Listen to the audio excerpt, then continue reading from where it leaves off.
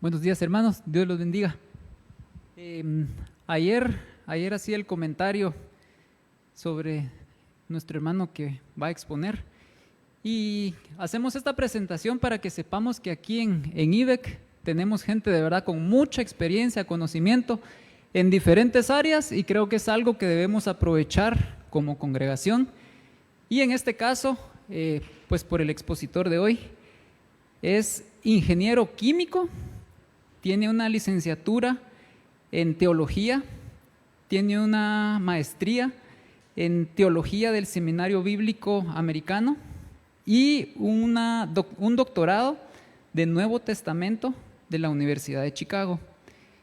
En el ministerio se ha desarrollado como pastor, en el área pastoral, educación cristiana y liderazgo. Ha hecho algunos escritos. También tiene experiencia en idiomas, gramática castellana y griego, exégesis, exposición del Nuevo Testamento, trasfondos del Nuevo Testamento y uso del Antiguo Testamento en el Nuevo Testamento, y hermenéutica. Miembro de la Sociedad Bíblica de Literatura Americana, de la Sociedad de Teología Evangélica Americana, Red Iberoamericana de Investigadores del Próximo Oriente Antiguo y de la Sociedad Evangélica Estudios Socioreligiosos. No me canso de hacer este comentario y presentación y creo que ya soy su fan. Estoy hablando de hermano Nelson Morales. Adelante, por favor, es el expositor que está preparado para bendecirnos. Dios lo bendiga, hermano. Gracias. Bueno, gracias por esa presentación. Yo estaba sorprendido ayer de esa presentación porque no estoy acostumbrado a ese tipo de presentaciones, pero sí, solo aclarando, yo no estudié en la Universidad de Chicago, estudié en Trinity, en Chicago, pero sí, solo para aclarar, habría sido un honor más grande todavía estudiar en una universidad tan prestigiosa como esa. Pero miren, dejando eso totalmente a un lado, estoy súper contento. No tiene idea cuán contento estoy que hermana Anita esté aquí con nosotros. Anita, estuvimos orando por usted esta semana, así que qué bueno que está aquí. ¿Sí? El Señor la cuidó en medio de todas las circunstancias que vivió, media extraña ahí el miércoles. ¿Sí? Así que gracias al Señor por eso. Ayer estuvimos viendo la A de actuar, la D de discipular, ¿sí? Y nos falta la N ahora, ¿sí? La N de narrar. Y estuvimos trabajando en 1 Pedro 2:9, es el texto lema, y partimos desde el capítulo 1, versículo 17, ahí estuvimos construyendo hasta llegar ahí, versículos 9 y 10. Pero vosotros sois linaje escogido, real sacerdocio, nación santa, pueblo adquirido para posesión suya, a fin de que anunciéis las virtudes de aquel que os llamó de las tinieblas a su luz admirable. Lindísimo pasaje. Somos llamados a anunciar, ¿cierto? A contar los portentos de Dios, tanto los que la Biblia cuenta. Solo podemos mencionar la creación, ¿no? Un gran portento de Dios. Sacó a Israel de Egipto, otro gran portento de Dios. Trajo de vuelta a su pueblo de la cautividad a Jerusalén y sus alrededores de nuevo. Nuestro Señor Jesucristo vino. Y así podemos seguir contando los portentos que están en las Escrituras. Sin embargo, también podemos mirar los portentos de Dios en nuestras propias vidas, lo que Él ha hecho con nosotros, por nosotros y a pesar de nosotros. Por eso tenemos que contar, tenemos que narrar lo que el Señor nos ha mostrado. Pero, ¿qué maneras tenemos hoy de narrar, de contar? Otra pregunta. ¿Podemos narrar lo que no hemos visto? ¿Se imaginan que ustedes estaban estrenando esta Barbie y le dice, cuéntame Barbie? Fíjate que no la he visto, no importa, pero cuéntamela. No se puede, ¿no? No se puede. Uno por lo menos tiene que haber visto para contar. U oído. Alguien le contó una historia y ahora yo puedo contar esa historia.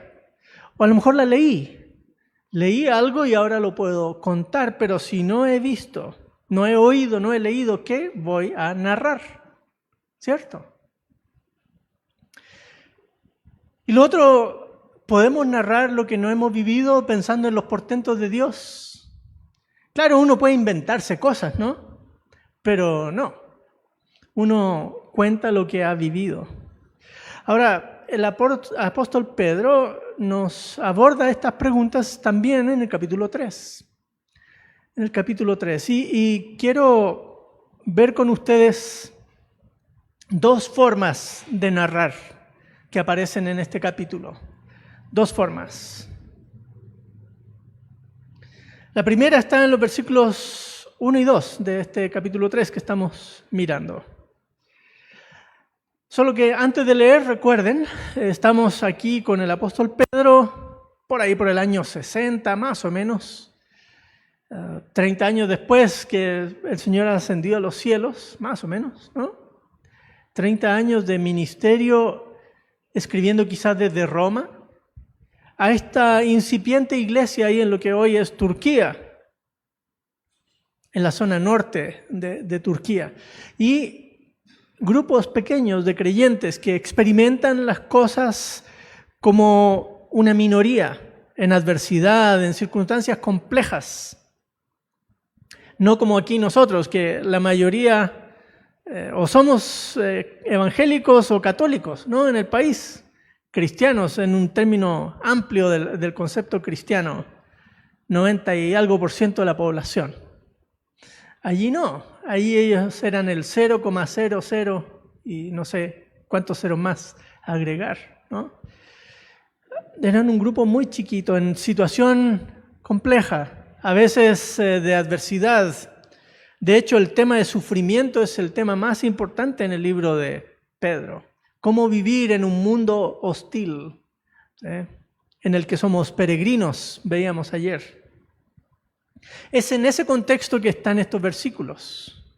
Dice capítulo 3, versículo 1, asimismo vosotras mujeres, estad sujetas a vuestros maridos, de modo que si algunos de ellos son desobedientes a la palabra, puedan ser ganados sin palabra alguna por la conducta de sus mujeres, al observar vuestra casta y respetuosa conducta. Fíjense que una primera forma de narrar es con la vida, ¿sí? Y quizás es más importante que las palabras, la vida. Ahora, para entender un poco este consejo de Pedro aquí en este pasaje, hay que pensar un poco cómo era ese primer siglo del mundo greco-romano. Era muy, muy difícil tener una religión distinta en una casa a la del pater familias, del padre de la casa. ¿Sí? La religión del padre familia marcaba el resto de creencias de la comunidad que vivía en ese clan. Y de repente tenemos una mujer que se convirtió al evangelio por el testimonio de personas. ¿Y qué hace?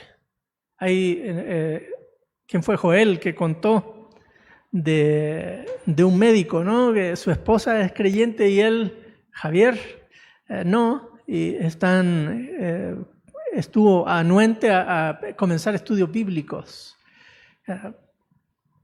Era muy difícil, una mujer que estaba desafiando a los dioses de su esposo podía terminar en la calle, en la desprotección.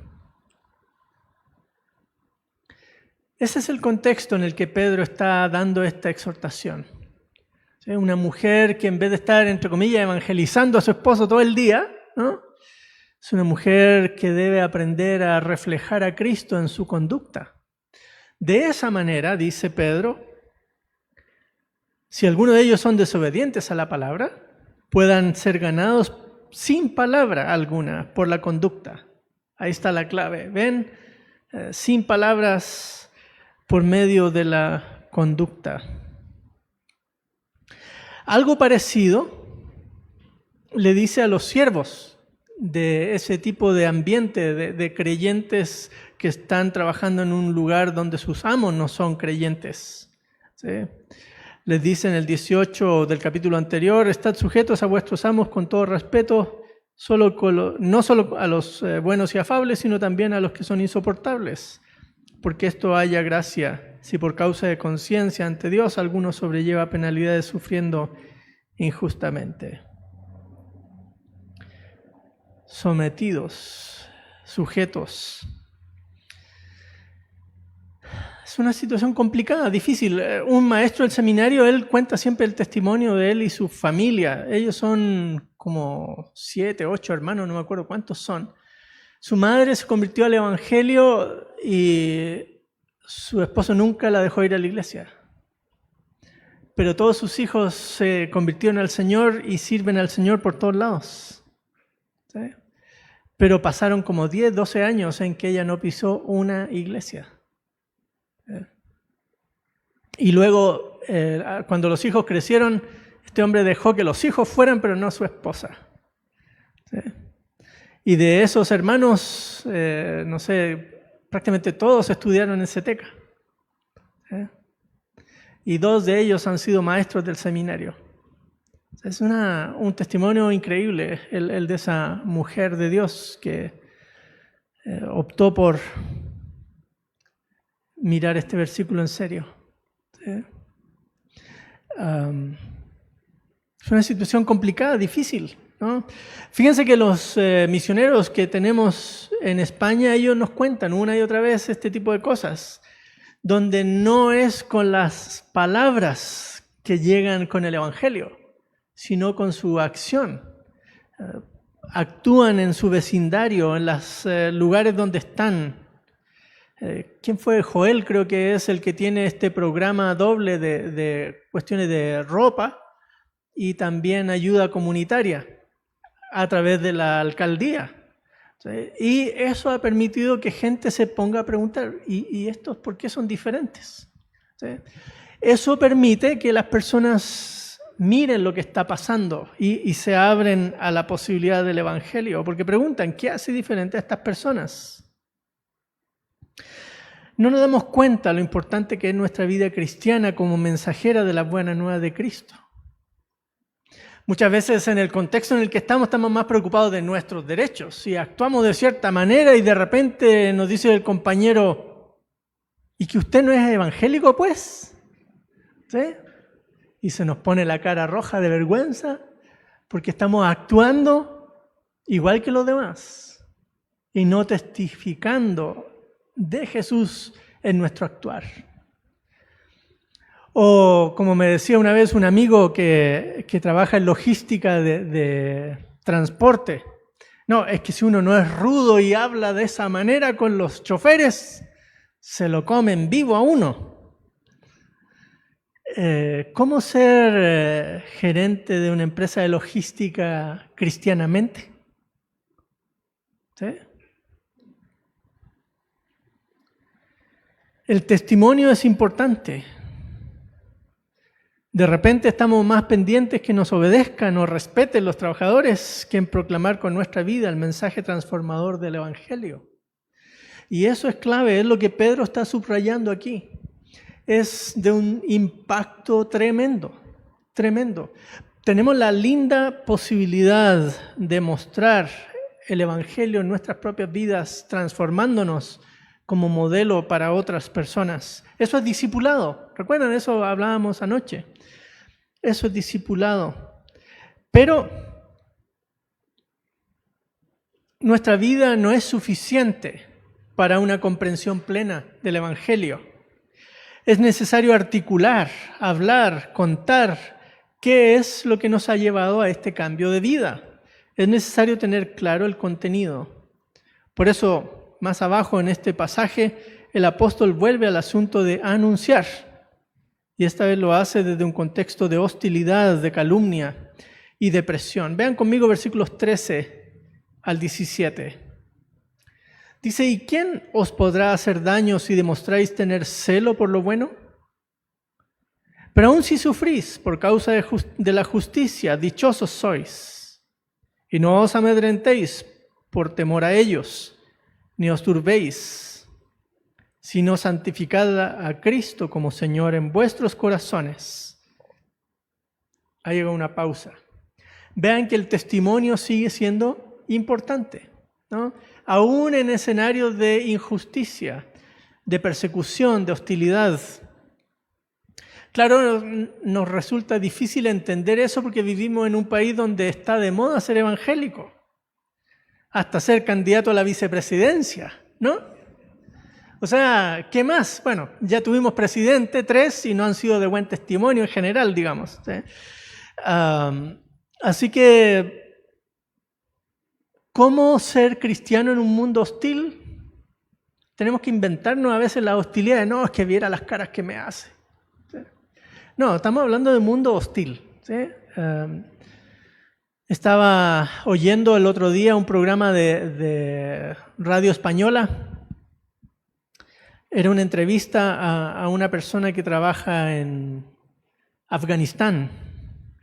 Y hay una ley ahí que se llama ley de blasfemia, país musulmán, ¿no?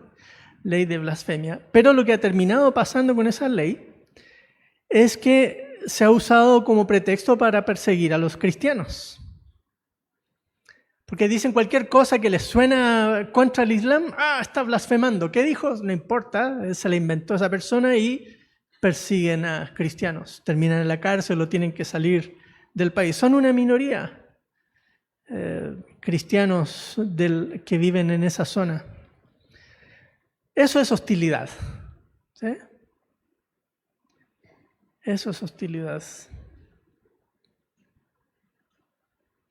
Recuerdo hace un par de años cuando asaltaron un colegio ahí en el norte de Nigeria y se llevaron a todas las nenas del colegio, terroristas musulmanes, ¿sí? Un colegio cristiano, ¿sí?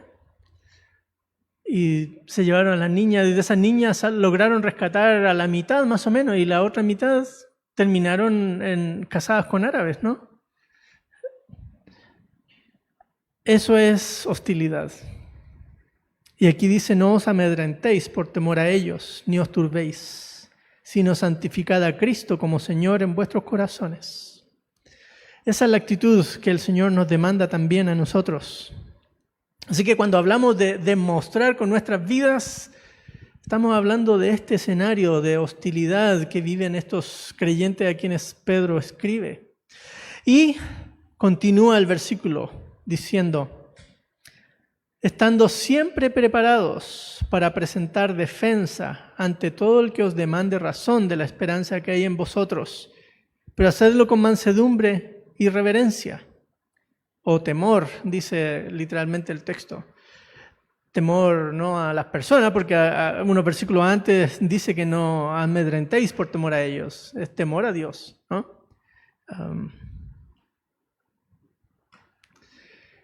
Pues es mejor padecer por hacer el bien, si así es la voluntad de Dios, que por hacer el mal. Teniendo buena conciencia, dice el versículo 16, para que en aquello que sois calumniados sean avergonzados los que os difaman vuestra buena conducta en Cristo. Así que aún el presentar defensa del que os demande razón de vuestra esperanza, está en un contexto de vida práctica que muestra quiénes somos. Y el apóstol no lo dice desde la teoría, él ha vivido esa hostilidad desde el mero inicio de su ministerio. ¿Recuerdan ahí en Hechos?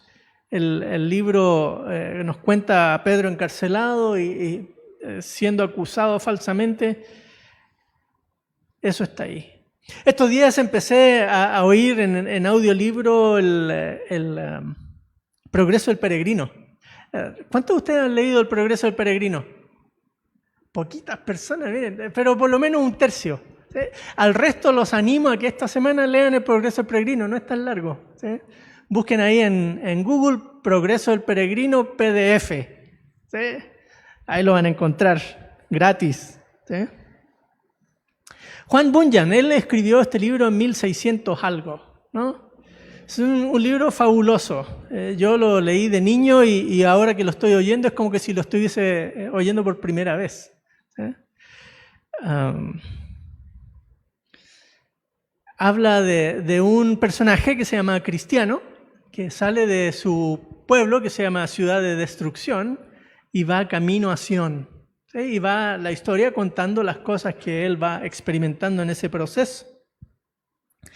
Y al mero inicio de la historia, luego de salir de su ciudad, dos vecinos se acercan a tratar de persuadirlo que regrese. Uno se llama Obstinado y el otro se llama Flexible. No lo logran convencer. Obstinado regresa, pero Flexible lo acompaña hasta que caen en un pantano que se llama Pantano del Desaliento. Y en el pantano, pues Flexible dice, no, si así son las cosas al inicio, ¿qué me espera más adelante? Yo mejor me vuelvo a mi casa. Así que él sale del pantano y se regresa a su casa y otro personaje aparece ahí que se llama Auxilio y ayuda a Cristiano a salir del pantano. Aún le faltarían vivencias, pero ya había una fuerte convicción en Cristiano. Pese a los problemas que pudieran venir, él debía seguir caminando hacia la puerta estrecha. Él tenía esperanza como un fuerte motor para caminar. Ahí en esa puerta encontraría instrucciones para quitarse la tremenda carga que llevaba en sus espaldas. La vida cristiana no es fácil, no está exenta de dificultades, en especial en este mundo caído en el que vivimos, pues ya vimos la importancia proclamadora que tiene nuestra vida. Pero no es suficiente. A veces las personas nos demandan razón de nuestra esperanza, nos preguntan. Podríamos sentirnos atacados y con ganas de responder inadecuadamente. Por eso es que Pedro dice que lo debemos hacer con mansedumbre y temor a Dios. ¿Sí? Ahora, hasta aquí todo bien, pero ¿qué tenemos para contar? Esa es una pregunta que debemos hacernos, ¿no? ¿Somos capaces, por ejemplo, en este instante de contar quién es Dios Padre? ¿Quién es el Señor Jesús? ¿Quién es el Espíritu Santo? ¿Por qué son ellos importantes para nosotros? ¿Qué pasa con nuestra vida? ¿Por qué nos juntamos en esta reunión? ¿Tendríamos cómo responder eso si alguien nos preguntara? Yo creo que la mayoría sí, pero tengo una sospecha respecto a nuestro mundo evangélico en el que vivimos. Poco a poco nos hemos ido volviendo lentos para aprender. Poco a poco las nuevas generaciones de convertidos no conocen su Biblia. De hecho, estábamos platicando, no me acuerdo si fue ahora en la mañana o ayer en la tarde, que a raíz de la actividad de lo que estuvimos ayer, vimos al pobre Josías sufriendo ahí, ¿no? Buscando los textos. Ya me explicó Josías qué es lo que le pasó, pero dio espacio para hacer un poco de bullying, ¿no? Siempre es sabroso eso. Pero pensábamos, ¿qué tal sería si hiciéramos una esgrima bíblica? ¿Recuerdan qué es eso? ¿Sí? Donde uno agarraba la Biblia, la ponía en alto, repetía el versículo y todos lo buscaban. ¿Sí? Pero en libro impreso, ¿sí? No en el celular. No diciendo, Google, busca tal versículo. No. Sí. Alexa, no sé qué. No. Uno buscándolo. Fíjense que no sabemos ni siquiera los nombres de los libros de la Biblia. O sea, de eso estoy hablando cuando digo que poco a poco las nuevas generaciones de convertidos no conocen su Biblia. No saben lo que creen ni por qué lo creen. Muchas veces esperamos que sea la iglesia que enseñe a nuestros hijos lo que nosotros no sabemos. Asumimos que la dinámica de escuela dominical de la escuela, en el colegio, ¿no? Uno toma a los niños, los lleva al jardín, al kinder, a la escuela, donde sea, ¿no? Uno los deja ahí en la puerta y después vuelve a la hora de salida y la escuela les tuvo que haber enseñado a sumar, a restar, historia, Guatemala, qué sé yo, ¿no? Y hacemos lo mismo, ¿verdad? Llegamos con los niños aquí a la iglesia, los dejamos ahí en IB Kids y ahí vean qué aprenden. Es culpa de ellos, si no, los niños no saben. No, somos nosotros, los padres, los responsables de lo que saben nuestros hijos. Nosotros somos, claro, IB Kids es importante porque forma profundas convicciones en la vida de nuestros hijos, pero somos nosotros los responsables de que ellos aprendan. ¿Cómo responderán a las demandas de esta sociedad posmoderna si nosotros no les enseñamos? Nosotros no estamos tan seguros siquiera de cómo responder a esas presiones y a esas preguntas de la sociedad hoy. Hoy en la mañana aprendí una nueva palabra, nunca la había oído. ¿Cómo es? Estalquear. ¿Saben ustedes qué es eso? ¿Sí? Los jóvenes, claro, eso saben, pero los demás, así como yo, ¿qué es eso? ¿Sí? Ahí les dejo de tarea, pregúntenle a los jovencitos, ¿qué es eso? Gracias. ¿Qué es eso?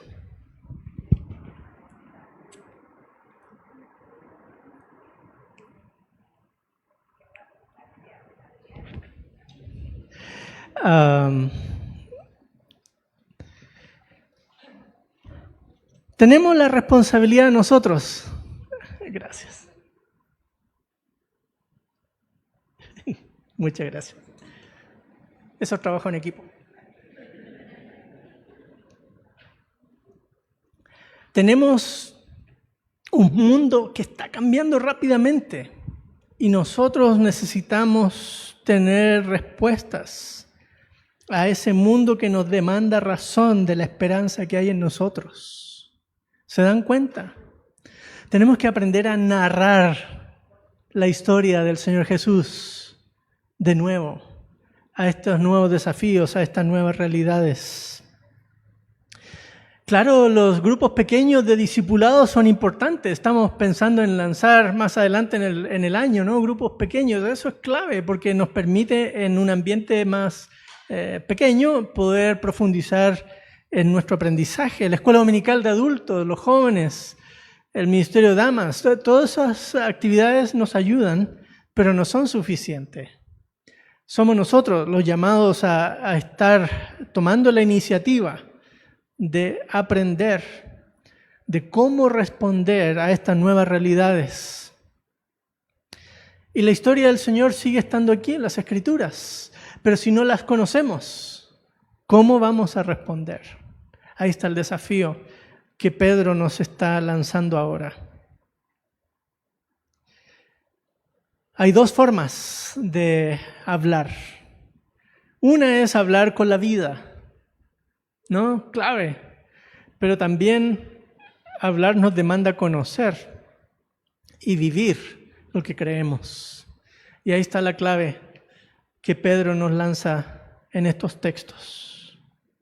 Hemos visto en estas breves reflexiones de nuestro ADN como iglesia. Y es clave, ¿cierto? Somos llamados a actuar, a discipular y a narrar. Somos llamados a alinearnos con la misión de Dios en el mundo hoy. Estas conferencias misioneras nos ayudan a hacer un alto en el camino y mirar cómo vamos, qué estamos haciendo para el avance del Evangelio en el mundo. Esta vez fuimos invitados a repasar nuestro ADN. Pero al repasar nuestro ADN no podemos sino recalibrar. ¿Recuerdan el año pasado? ¿Sí? Porque es una cosa constante. ¿Sí? Tenemos que alinearnos de nuevo para estar a tono con este ADN nuestro. Apoyemos nuestros esfuerzos misioneros. Pero no solo pensemos que eso es tarea de nuestros misioneros. Es tarea nuestra también, en el lugar donde estamos, en nuestra familia, en nuestro entorno, en nuestro trabajo, en nuestro espacio de influencia. Es tarea de cada uno de nosotros. Somos llamados a contar las virtudes de aquel que nos llamó de las tinieblas a su luz admirable. Oramos. Gracias, Padre, por este tremendo desafío que nos deja tu palabra. Gracias, Señor, porque nos has hecho linaje escogido, nación santa, pueblo adquirido para posesión tuya, oh Dios. Pero también somos un pueblo llamado a anunciar tus virtudes por la obra de nuestro Señor Jesucristo, que nos redimió con su sangre, como un cordero inmolado. Señor, te damos gracias porque somos piedras vivas que tú nos edificas para ser un sacerdocio, que no se avergüenza del Señor Jesús, sino que se siente honrado y proclama su obra en este mundo. Señor, ayúdanos a que ese ADN esté profundamente enraizado en nosotros y en nuestros misioneros también. En Cristo Jesús. Amén. Que el Señor les bendiga.